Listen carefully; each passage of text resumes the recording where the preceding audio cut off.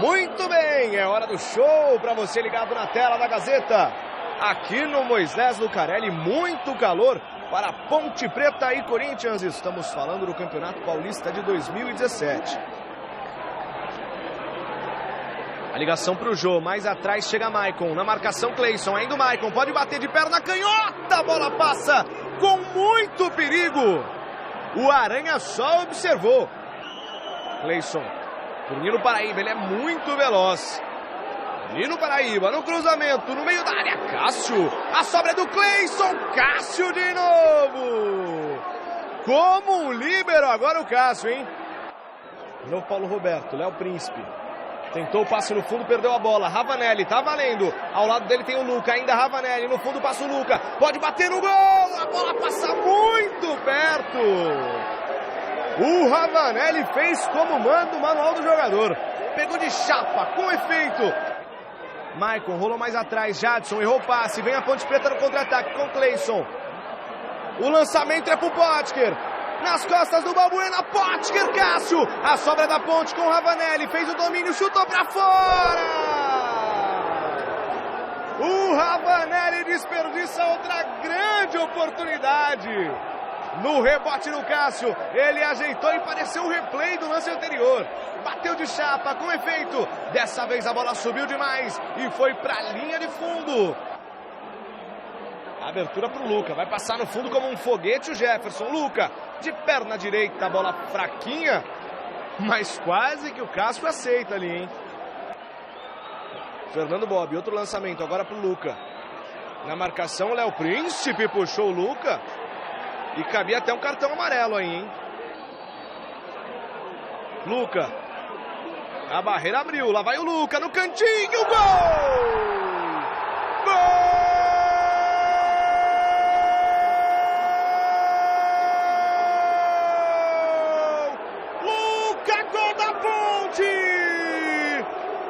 O Jadson abriu a barreira. O Cássio tomou o gol. Luca de falta. Aos 35 minutos. Luca. Ponte Preta 1. Corinthians 0 aqui no Moisés Lucarelli. Guilherme Arana. Jabá. De novo com Arana. Deu sorte o Nino Paraíba, mas segue o Corinthians com Jabá. Pro Maicon de canhota. A bola sobe demais. Autorizar a cobrança, Luca na bola. Ele é o homem das bolas paradas da Ponte. De perna direita, no meio da área, Marlon. Nas mãos do Cássio. Na velocidade, colocou no fundo, Potker fez o cruzamento, Cleison, Cássio. A bola passou um pouquinho do Cleison, ia encobrindo o goleirão Cássio. E o Cássio com apenas uma mão manda para escanteio. Jadson na cobrança, de perna direita, no meio da área. Quem sobe de cabeça, Balbuena. E depois o desvio. Ficou nas mãos do Aranha. Autorizar a cobrança, de perna canhota. Cortou no primeiro pau Jefferson. A sobra do Corinthians com Léo Príncipe. Outro levantamento pro Rodriguinho. Botou pro meio da área. Quem chega é o Léo Santos. Na matada. Sobrou pro Jô. Pode bater no gol. Léo Santos de esquerda. Tá lá! Gol!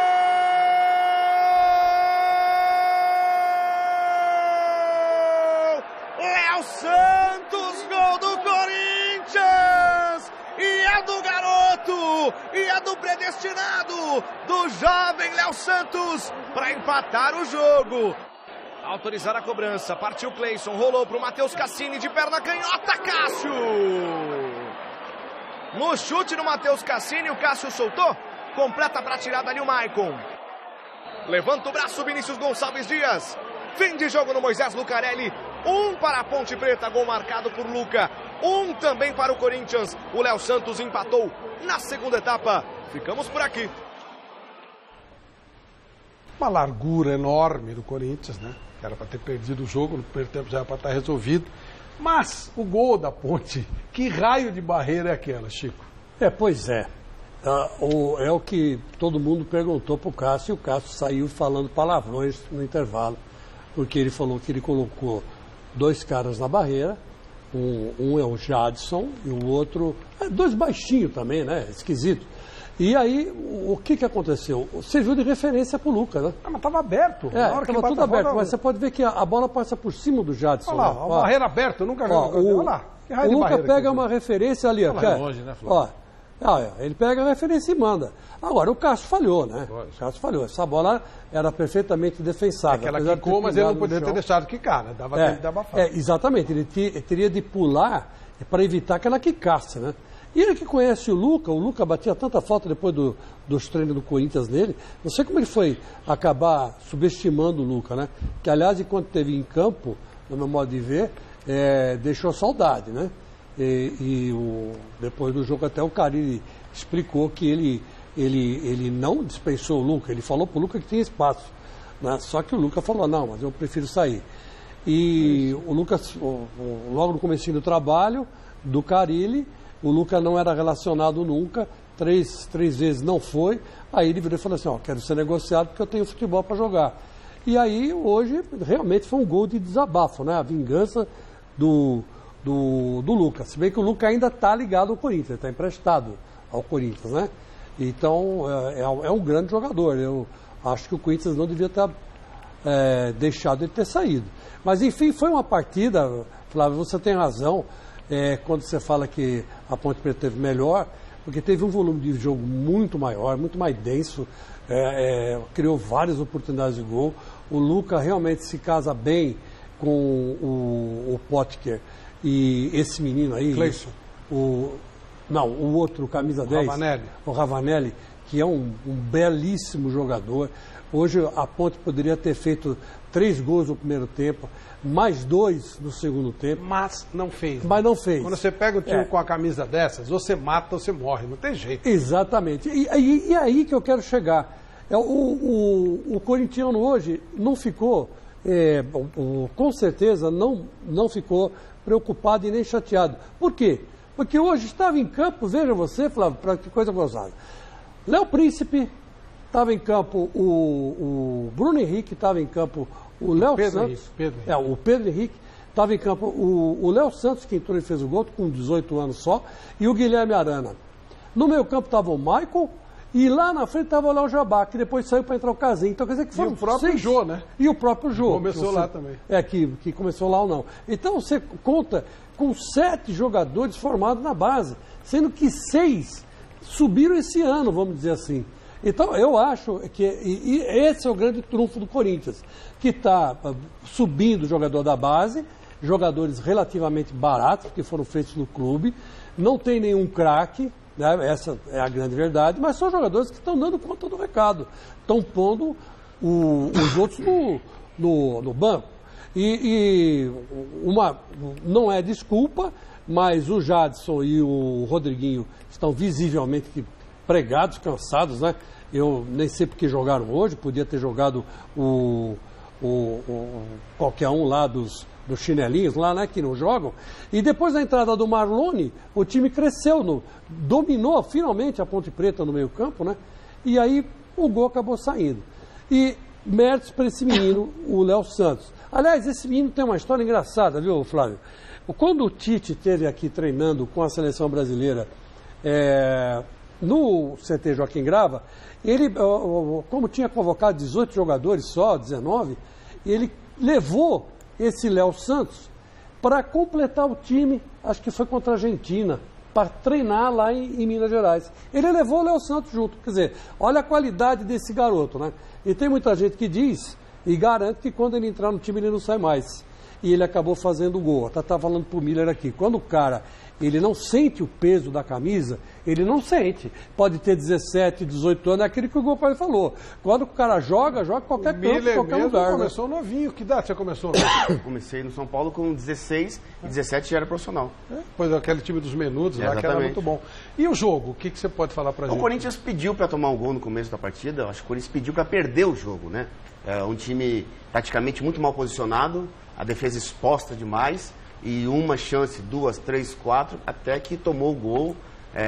E o gol, ali são 3 detalhes interessantes, Flávio. A distância da falta, a barreira que não tinha e o Cássio que caiu depois de 1 ano. Quer dizer, então acho que realmente foi falha do Cássio, até porque, se você viu, ele estava inteiro na bola.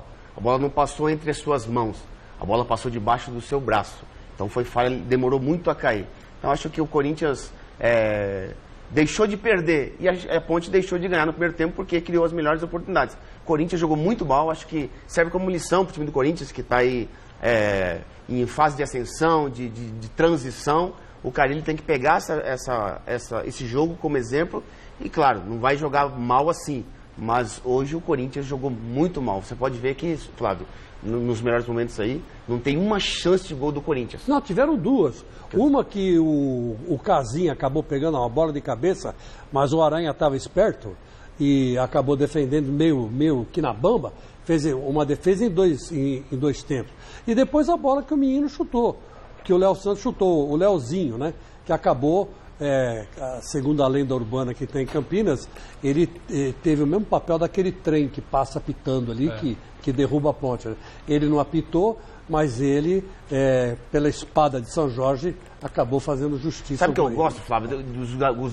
Os goleiros antigos, eu sempre te falei assim, eles eram bandidos, mas eles resolviam e eram honestos, entendeu? Honestos. Olha, o negócio é o seguinte, eu falhei, eu errei, eu demorei a cair, a falta foi lá no meio campo, o cara bateu uma chapa bem mole, bem mórbida, quer dizer, então eu falhei, eu errei e assumo o erro. Pronto, acabou. Não precisava falar mais nada. Quer dizer, qual é a responsabilidade da barreira? É do goleiro.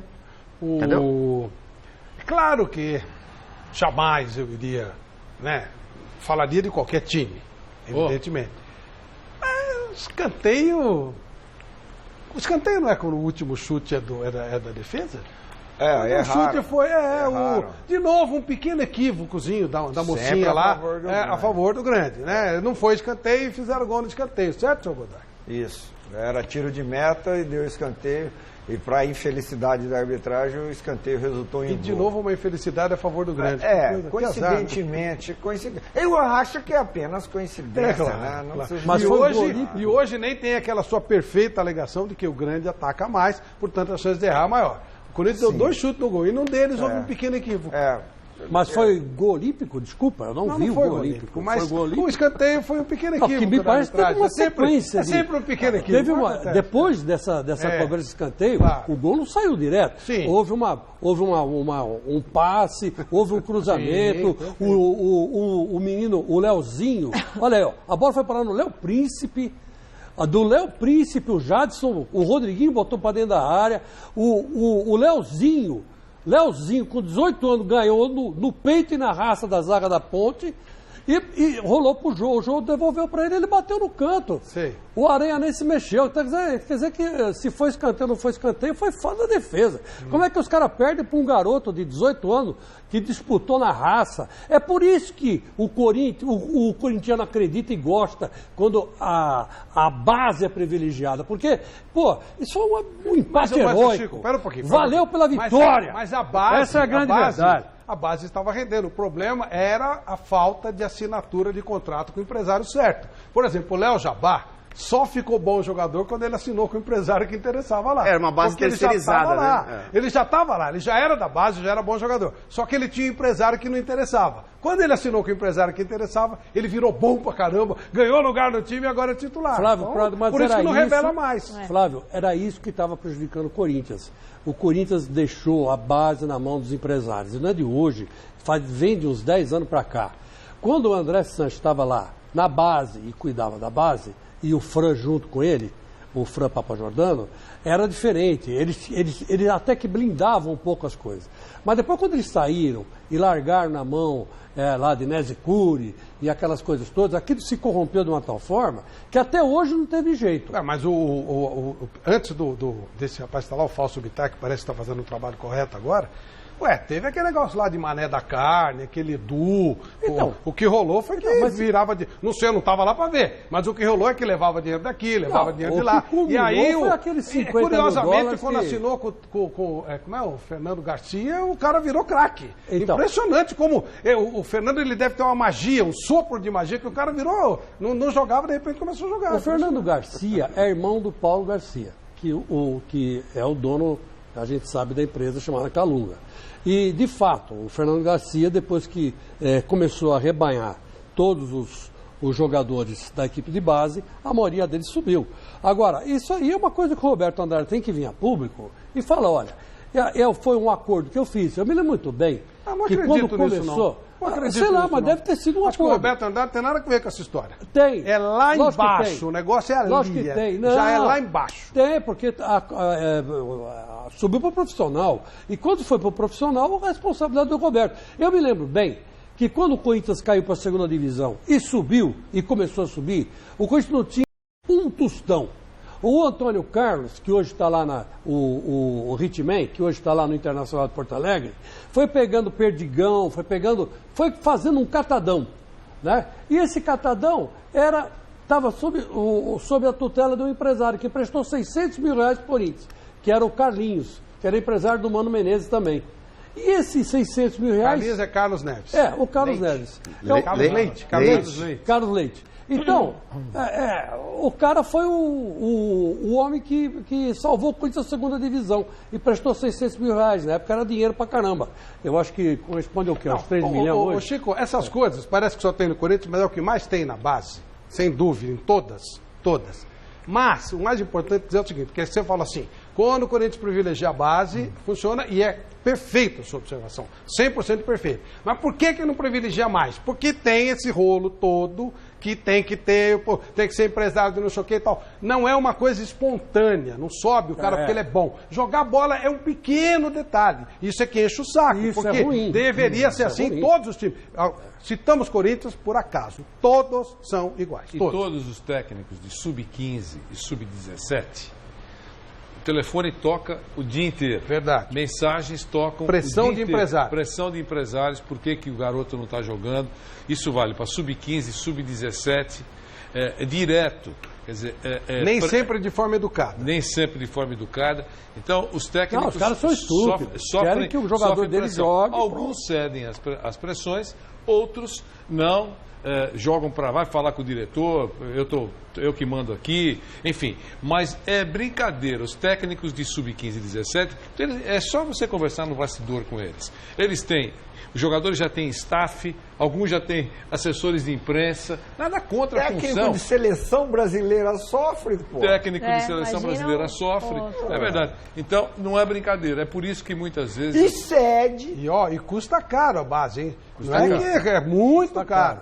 É verdade. Está caro. Então é complicado. Você falou que tem pergunta para o nosso Miller? Tem pergunta para o Miller, sim. E já tenho participações dos nossos telespectadores aqui, mandando muitas fotos, mandando vídeos para a gente. Mas antes tem pergunta para o Miller. Miller, esse aqui quem faz é o Márcio Pereira, de Sorocaba. O técnico Vanderlei Luxemburgo mereceria uma nova chance em um time considerado grande, ou você acha que ele está ultrapassado? E tem mais uma, o Roberto Gonçalves de Jundiaí quer saber o seguinte, você acha que o São Paulo tem que jogar só com o centroavante mesmo, no caso o Prato, ou seria melhor com 2 com o Gilberto? Eu acho que o Vanderlei não está ultrapassado, eu acho que o Vanderlei parou no tempo por conta de outras coisas da periferia. Eu acho que o Vanderlei é um cara muito inteligente, competente, já demonstrou isso por longos e longos anos. De 2006 para cá, ele deu uma parada mesmo. Ele não teve nenhum grande sucesso, nenhuma grande equipe. Passou em Palmeiras, Atlético Mineiro, o Grêmio e não fez grande trabalho. Mas eu acho que ele não esqueceu de ser um cara competente, um cara que sabe administrar um grupo de grandes jogadores. Eu falava isso com você, que o Vanderlei sempre gostou e sempre soube de trabalhar com medalhões do futebol. Então o Vanderlei, se ele pegar uma grande equipe hoje, uma grande equipe com bons jogadores, ele vai voltar a ser aquele Vanderlei da década de 90 que todo mundo admirava. Legal. E aqui sobre o São Paulo, você tem que jogar só com o centroavante ou 2? Não, eu acho que o São Paulo, com o Luiz Araújo e o Prato, tem que jogar. E o Cuevas, né? O Cueva, né? Tem que jogar. Então, acho que o São Paulo tem ataque, mas infelizmente o São Paulo não tem defesa e não tem goleiro. Beleza. O Prato, por falar nisso, daqui a pouco nós vamos falar do clássico de ontem, operou o nariz, né? Ele estourou o nariz, operou hoje, mas de repente pode até jogar na quarta-feira. Acho que não, né? Nem precisa, mas vai jogar no final de semana. As informações que a gente tem é que ele a princípio tá fora na quarta-feira, mas eu já falo direitinho para vocês.